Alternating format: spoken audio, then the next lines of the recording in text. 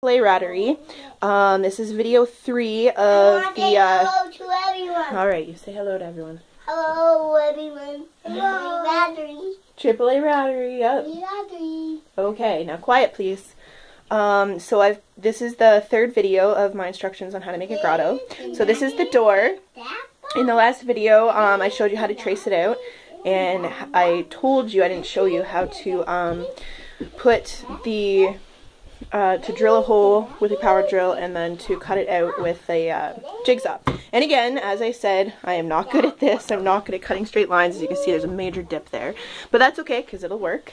So I've started putting on the hardware cloth on the doors in the hole that I cut out.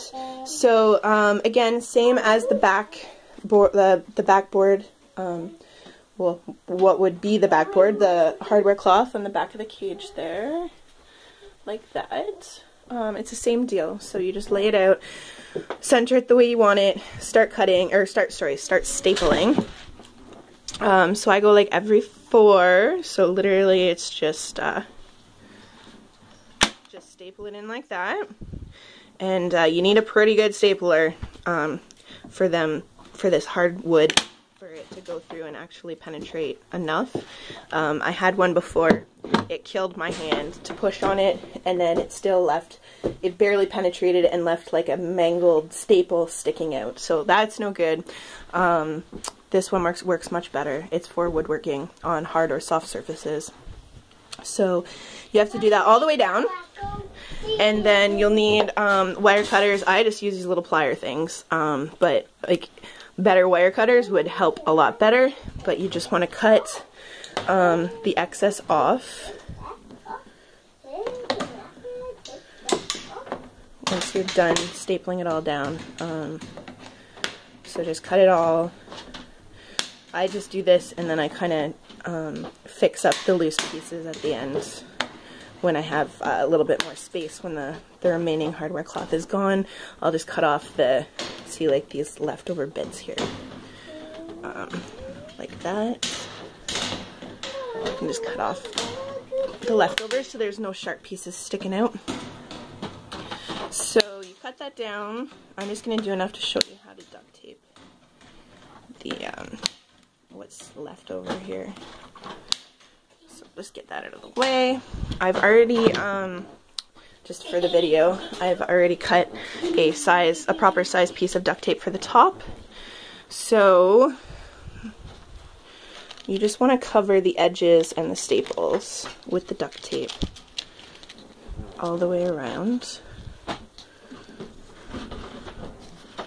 And this might get chewed. I mean, duct tape's the best you can use. It's not toxic, but when they chew on it, a little bit of residue gets stuck on their teeth, and they don't like that, so they tend to not chew it as often. They might chew it a bit. You might have to replace it sometimes. But yeah, so you put it on like that. And I've already done the other door and installed it, so I will just show you. So there's the other door. I duct taped the front and the back just because it makes it look a little bit more square. This door is actually the cut is as mangled as the other one, but when you put the duct tape on, it makes it look a little bit more square. So here's the inside where I have stapled all of the hardware cloth down and covered it with the tape. So that's what it should look like when you're done. So I'm just going to do the other door like that one and then install it. And then other things you're going to have to do on the inside of the cage. So I actually did, there was one of these anchors in this kit, so I put the anchor on. It's actually matched to the wall right now, so like I'm shaking this, it's not going to fall over. The thing you need to think about though, you might have caught this in between my other 2 videos, the things that I said, you are going to have to pull this unit out once a week to clean it. So don't install it too tightly, because you're going to have to unscrew it and put it in a place where you can reach it easily, because you will have to unscrew it once a week and clean behind the unit. It's pain, but definitely worth it. You don't want a bunch of poo buildup behind your cage. The other thing I wanted to say that I didn't want people to get the wrong impression of when in my previous videos for this series, I did mention that there's going to be 2 rats separate in this cage by themselves. Rats should never be by themselves for a long period of time. These 2 are only temporary. They're only temporarily going to be apart while I'm still doing the introduction. These 2 have been a little harder to introduce than most rats are. They're needing more time on their own, more time to slowly, gradually introduce them to their cage mates. But in the end, they will not be alone.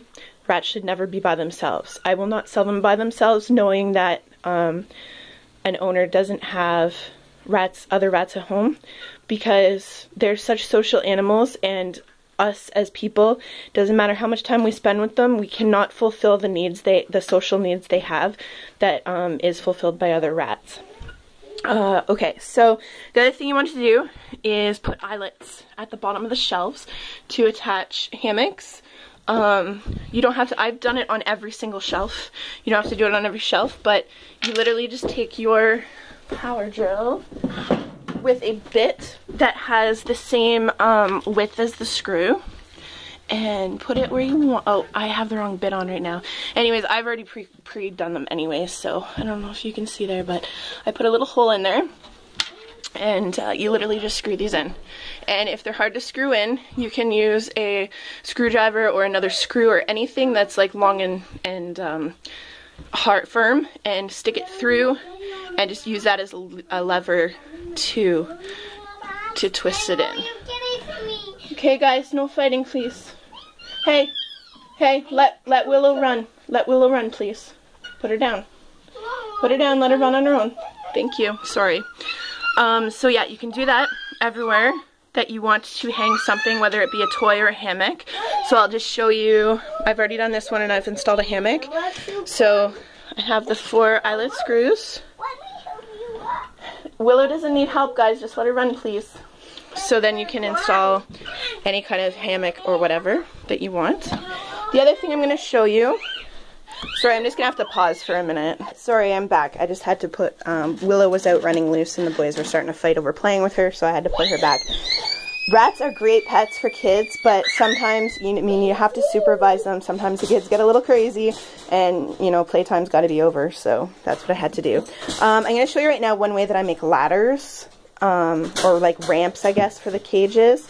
So this is actually a piece of the door that I cut out. Save the doors, because you can make, you see I have a whole bunch of them there, you can make ladders from them. So there's 2 ways that I do these specific type of ladders. I make a whole bunch of different kinds from different materials. But this is, right here, this is like a shelving cover that you can get from the Dollarama, any dollar store for the most part. So you can put it together and then use plastic ties to attach them. I use plastic ties because they're cheap. They can be replaced. You can cut them if you need to wash the cover, or if you need to replace it, because sometimes it gets chewed or their nails will eventually rub it down. So if it needs to be replaced, it's easy to cut out. So I'm just going to do one of these and show you, because I can't do it and hold the camera at the same time. So I will be right back once I do one of them to show you. Put a couple ties on, pull them tight, and then you can just snip off the excess so that they don't hurt themselves on it. So you can just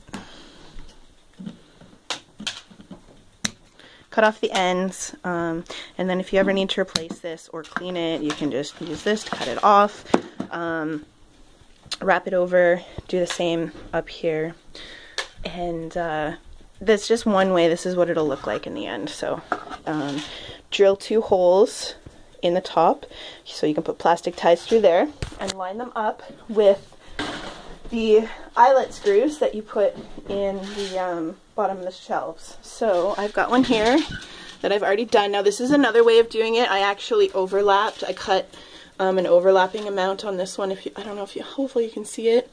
And so just tied the 2 pieces together. So this one is fully covered, where the other one's at the bottom is bare wood. So then up here, I attached it to the eyelet holes with zap straps, or sorry, plastic ties. In the military, we call them zap straps. And then, yeah, so that makes a nice ramp from the materials you pretty much already have, other than a couple dollar store things. And it's got a great tread on it, so they can walk up and down no problem. It's easy to replace, it's easy to clean. So there's the access hole there, the ramp they can go down. If you can see it there. So that's one way of making them pretty cheap.